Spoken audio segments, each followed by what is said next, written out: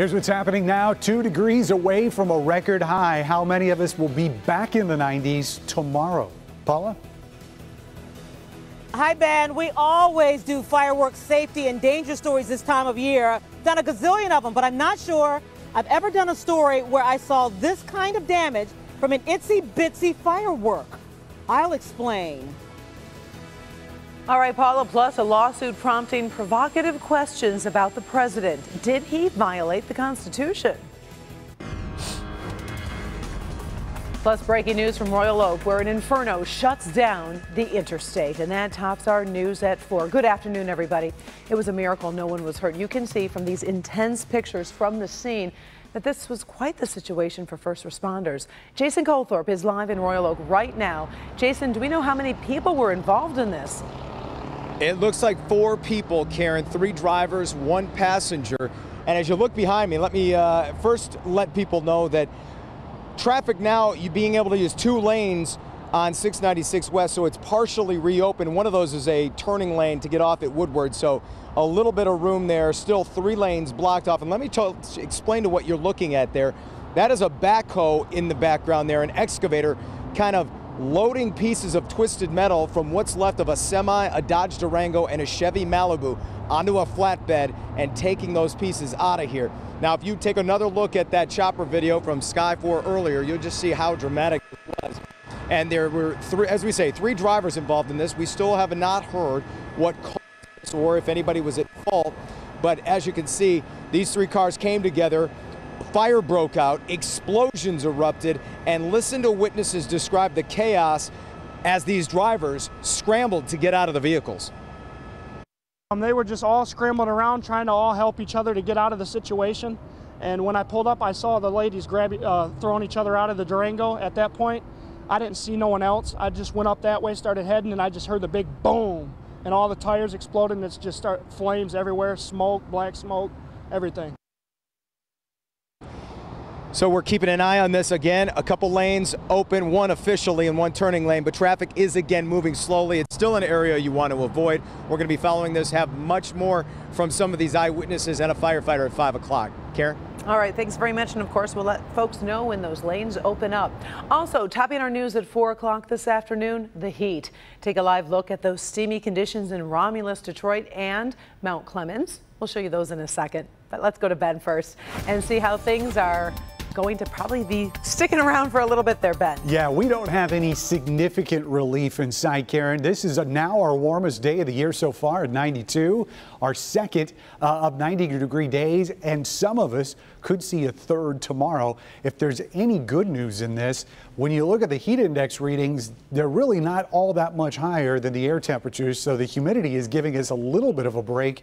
Lansing, not the case, though. Heat index 95 out there, but most of us feeling like the low 90s. In fact, all locations in southeast Michigan now in the 90s for air temperatures. The weather story, storms possible tonight. We'll run down who's at risk for that. Some of us get some relief tomorrow, and that is a some being capitalized there, but staying warm for the rest of the week. We will look at those temperatures and see if we get any relief for the weekend. Coming up in a few minutes, Karen. All right, well, to help beat the heat today, communities have opened up cooling centers in Detroit. Nearly a dozen recreational centers are open, including the Northwest Activity Center, Patton Recreational Center, and Coleman A. Young Recreational Center. The Detroit Public Library has also set up a cooling site.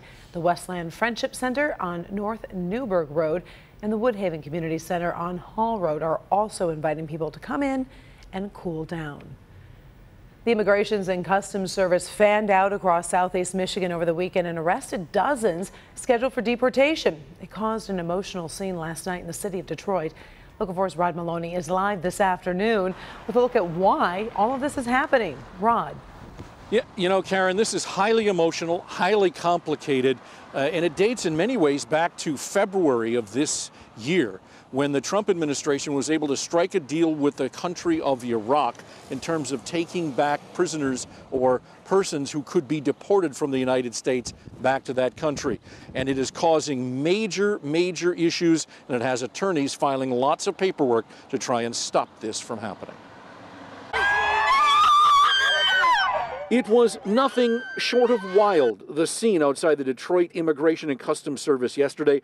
Dozens of family members watching their loved ones packed onto a bus and shipped off to Ohio. This is wrong! The plan is from there they should get a flight back to Iraq. ICE claiming all of the men put on this bus had been given final orders of removal because of crimes committed while in this country. Families uninterested in being broken up angrily protested and screamed at the officers. And immigration attorneys say that they have good reason, the possibility of persecution in Iraq. A 1990s UN treaty called the Convention Against Torture, which the U.S. signed on to officially, could negate all of these deportations. Immigration attorney Neil Brand says it's a tough road, but not impossible. Well, it's one of the hardest things in all of immigration law to prove, but in this climate, with the things going on in Iraq, there is tons of evidence where Christians, where Chaldeans, of course, are Christians are being persecuted and killed just for practicing Christianity on the most basic level, and that includes women, men, children, everybody. And so it's on that basis that a lot of these deportations are going to be challenged, depending on if that person has an attorney. There are many corners to this, lots to talk about. We'll have more coming up on Local 4 News at 5 and 6. Reporting live in Warren, Rod Malonick, Local 4. All right, Rod. 3 people are hospitalized after a car crash led to a shootout over in southwest Detroit. 2 cars crashed at Fort and Springwells shortly after midnight. Police say people from both cars then got out, drew guns, and started shooting at each other. A 21-year-old man is now listed in critical condition. A 23-year-old man is in serious condition, while a 20-year-old woman is listed in stable. No charges have been filed. Police continue to investigate. A boil water alert has been lifted for one Metro Detroit community, but remains in effect for this afternoon. This afternoon, it was confirmed the boil water alert in Farmington Hills has been lifted. Customers living in the general area of 8 to 9 mile roads between Haggerty and Drake, including at the Polo Club Apartments, had been impacted. The alert for the city of Farmington also has been lifted. However, a boil water alert remains in effect for all of Livonia.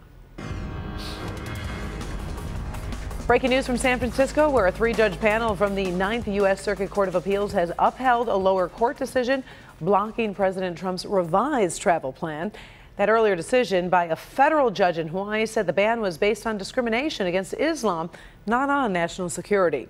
Meantime, the appeals court said the travel ban violated immigration law and was not a constitutional question.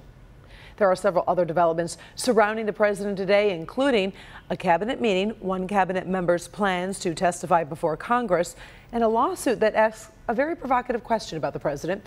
Let's bring in Devin Scallion. He's in the newsroom right now working those stories. Devin. Yeah, Karen, that provocative question asks, is the president violating the Constitution by retaining ties to his enormous business empire while holding the highest office in the land? The attorneys general from both Maryland and the District of Columbia are filing a lawsuit claiming the president is violating what's called the Emoluments Clause of the Constitution. That clause says presidents and other high-ranking officials cannot receive payments or gifts from foreign governments, and the lawsuit targets the president because he's maintained ownership of his businesses while in office. The attorneys general do not claim the president has been corrupted, but rather that he has put himself in a position to be corruptible. They were asked to spell out precisely what their lawsuit seeks. We're asking, number one, for a declaratory judgment from the court that the president has violated the Constitution. Number two, we're asking that the court enjoin him from continuing those violations. How the court fashions that remedy is up to the court, but that's the relief that we're asking for. The president made no mention of the lawsuit when he was chairing a meeting of his cabinet earlier today, and the press secretary Sean Spicer later said the administration would move to have that lawsuit dismissed. President Trump also announced today legislation will soon address the dumping of steel and aluminum products on U.S. markets from foreign countries. Also plans an update soon, we're told, on the fight against the Islamic State. And Attorney General Jeff Sessions is going to testify tomorrow before the Senate Intelligence Committee. That's in the investigation into Russian contacts with the president's campaign team. The latest part of Must See TV from Washington coming up tomorrow. Karen, back to you. All right, a very busy day in Washington. Thank you, Devin. Let's switch gears. The weather is heating up, and that means fun in the sun, but it also means summer celebrations and fireworks. Now, we all know fireworks injuries can have a devastating impact on victims, but Paula Tutman is here with ways to keep your loved ones safe and sound this season. Good afternoon, Paula. Hi, Karen. You know, we just can't talk about this stuff enough. Now, we've done a lot of these stories. We've seen fire departments blow up watermelons with fireworks and styrofoam cups and mannequins. And so it's really hard to surprise me. But today, when they showed the demonstration that did this to this child's T-shirt, I got to tell you, I was actually a little surprised. Okay, fire in the hole. Today, a demonstration from the Troy Fire Department and Children's Hospital of Michigan. To show people that you know, how important it is that they go up and not down. The stopwatch starts now, and for the next 2 weeks, the Detroit Medical Center system will expect as many as 5 fireworks-related injuries per day, per hospital, for the 2-week period surrounding the first appearance of a fireworks street corner retail shop through the 4th of July. It adds up to as many as 60 injuries per DMC hospital per fireworks season. And that's just the DMC system. Today, a demonstration for bottle rockets. And believe it or not, things that go up and things that go boom are not necessarily the most dangerous for children. The single most dangerous firework for children? Sparklers, simply because they are marketed as being safe for children. Kids sometimes don't know which end of the sparkler to hold, and once it's lit, sometimes they'll grab the wrong end. You also have to remember that they're swinging them around, so it's really easy to burn their friends or their siblings without even knowing it. Dr. Cordes suggests using a fire-resistant or fire-retardant glove. Fire officials say children should not wear cotton when handling sparklers. Technician Roberts just set a sparkler, a lit sparkler, on that, and it immediately ignited into flames and started burning, dripping, melting pieces. If this were on a child, that's going to do the same thing. It's going to catch fire, it's going to melt rapidly, and even stop, drop, and roll may not be effective in reducing the burn injury because it's still going to be melted on their skin. No fireworks are safe for children, and very few for adults. Rule of thumb, just because they're legal doesn't make them safe. And you know what? The next time you think about getting sparklers for your children, I want you to remember the hole in this shirt. You know what? Troy Fire Department gave these for us to show you. Lady Liberty and Phantom Poppers and Silver Salute. They make them attractive to children. It's really up to adults to buy these. It's really up to adults to set them off to keep children safe. And by the way, Karen, these fireworks we're giving back to the fire department for safe disposal. Karen? All right. Very, very good report. We appreciate it, Paula. And as you said, the parents are the ones that need to be in charge there. Still to come, the politician accused of tackling a journalist speaks during his sentencing what he had to say. Plus, protesting problems Russians take to the streets, what they're so angry about. Hell. Coming up all new on Local 4 News at 5 and 6. This is now day 6 of no working elevators at the Harbortown apartment complex in downtown Detroit. And residents are having to find other places to stay. What the city is doing about it and how the complex is responding. First at 4, we're on top of stories making headlines around the world. Thousands joined together in Russia today to protest President Vladimir Putin.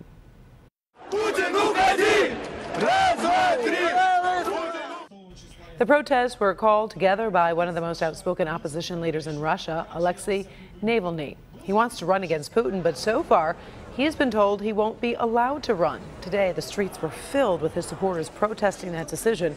More than 100 people were arrested. Today is the 1-year anniversary of the Pulse nightclub shooting down in Orlando. Memorial services are being held all day to honor the victims, where the club's owner preached a message of unity. But I know we are resilient, and I know we will not let hate win. After her speech, the Orlando Gay Chorus sang at the memorial service. Families and friends also joined together to share pictures and memories of the victims. Both sides have rested their cases in the Bill Cosby sexual assault trial. The defense rested today and happened after the judge read a sworn statement by Cosby saying he would not be taking a stand in his own defense. During the trial, Cosby's lawyers called just one witness to the stand. The prosecution rested on Friday after calling 12 witnesses and experts. Ben is back, and we are definitely having a heat wave, and it can be very dangerous. And we don't have much relief in store. No, we don't. Some of us will get a smidgen of it tomorrow, but a lot of us are going to be sweating out for the rest of the week. So let's look at those 90s, which are out there right now.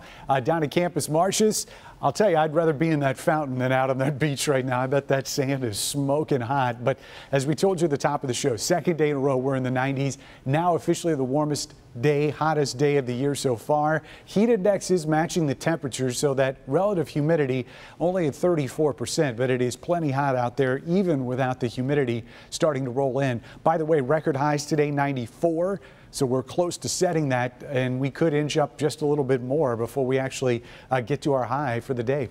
90s all across the southern end of the state, but you can see where the numbers have come down a bit up towards Ludington and Big Rapids.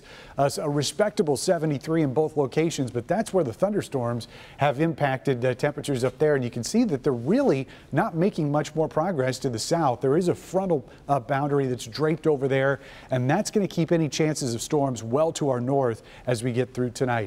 Chloe's got the right idea. Just go take a nap in the shade. That's up in Holly as she tries to make it through the 90s. And don't forget about your pets. Make sure they've got plenty of water, especially if they're outdoors in the next coming days. Temperatures are going to be staying warm, and our thunderstorm chances, as we mentioned, are going to be pretty scant. You see, maybe we could see a few in our far north sections of our north zone. So very few of us are going to see these tonight. Most of us are still going to be just warm and staying that way through much of the upcoming forecast. That frontal boundary gets this far south and starts firing off some thunderstorms tomorrow. That's a little bit better chance, and then we'll see a better chance from that as we get later into the forecast. But 72 for a low temperature tonight, and again, an isolated thunderstorm north of 69. Look at the differences in high temperatures tomorrow, depending on where that front actually sets up. Metro zone numbers will get not quite as warm, but still toasty, mid to upper 80s here for most of us, but you can start to see the difference here towards Clinton Township, which only gets to 80 tomorrow afternoon. Still looking at the 90s through most of our south zone. Lake Erie shoreline will save just about 5 or 6 degrees off of that. West zone temperatures steamy down to the south, but you get further north where that front will have an impact, and only 80 degrees for a high temperature in Flint. And in our north zone tomorrow, a lot of spots only in the 70s for highs. So definitely a little bit of relief for at least part of our north zone tomorrow. Temperatures do bounce back, though, as that front moves back to the north. We will see a high temperature of only 82 Wednesday, but back to 87 Thursday and upper 80s right through the weekend. Thunderstorm chances will be around, not guaranteed, but will be around for much of the forecast. Karen? All right, thank you, Ben. Still to come, the U.S. pulls out of the Paris Climate Accord, but the battle against climate change is just heating up. And a deadly weekend, bullets flying in Chicago. Why this weekend's crimes are part of a much larger issue.